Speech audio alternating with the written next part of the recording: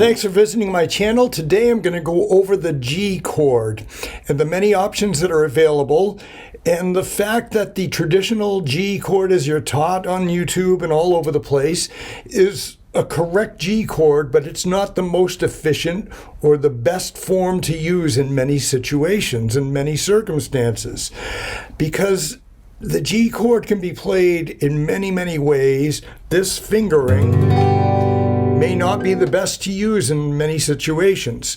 So let's go over this. The original G chord fingering that you're taught is the 3-finger G with the second finger here on the E string on the 3rd fret, the first finger on the 2nd fret of the A string, and the 3rd finger on the 3rd fret of the E string. Makes a nice G chord, and it's great if you're just playing a G chord. And it goes to the C chord pretty well, but there's a lot of movement in your fingers to go from that, especially to the D chord, which is commonly associated with G, because D is the 4 chord in the key of G, and G is the 4 chord in the key of D. D is the 5 chord in the key of G. But the D to G is a very common chord change. Now, chords don't live alone. They come together in groups. You have G, C, and D always together in the key of G. You have D, G, and A in the key of D. In C, F, and G in the key of C. Those are commonly associated chords. Now, the thing is, the D and the G have a very common relationship. Now, here's the deal. The G is played like this. And to go to the D, you have to move all 3 fingers quite a bit. You can even see my arm moving as I do this, because the wrist has to change its angle, things like that. Now, what I'd like to show you is a G chord that can be played with 4 fingers like this, where it's 2nd finger or 3rd fret here on the E string, 1st finger on the 2nd fret of the A string. Then you move your 3rd finger from the E string down to the B string here and put your pinky there on the top. Okay, let's get that form down. Now you're going to go to the D chord like this and leave the 3rd finger there.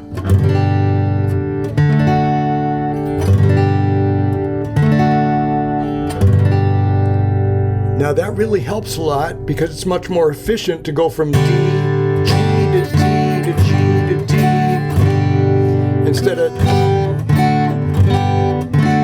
that's a lot of work. Let's make it easy. G to D to G to D to G. Wow, isn't that easy?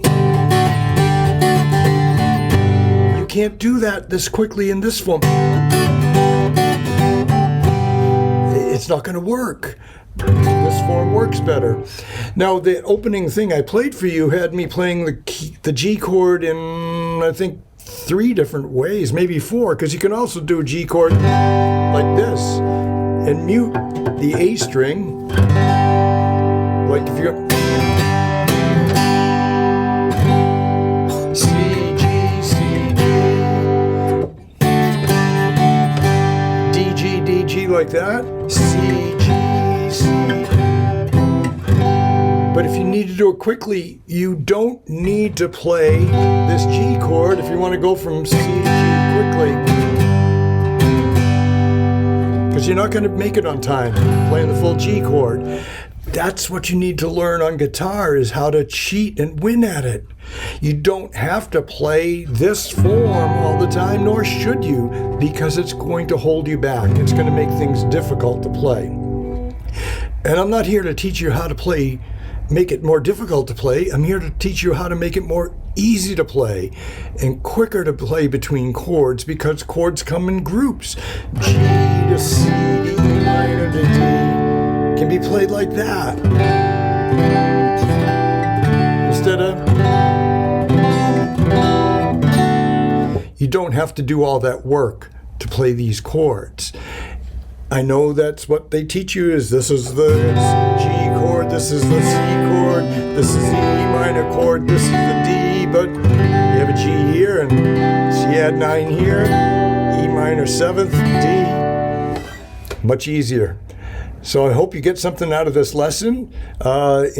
Make it easy to play these chords and don't work yourself too hard on it. I have many other lessons, one on the A chord and how the traditional form is really not very useful. And there's a link to that in this video right here. So thanks for watching, and I hope you got something out of this lesson.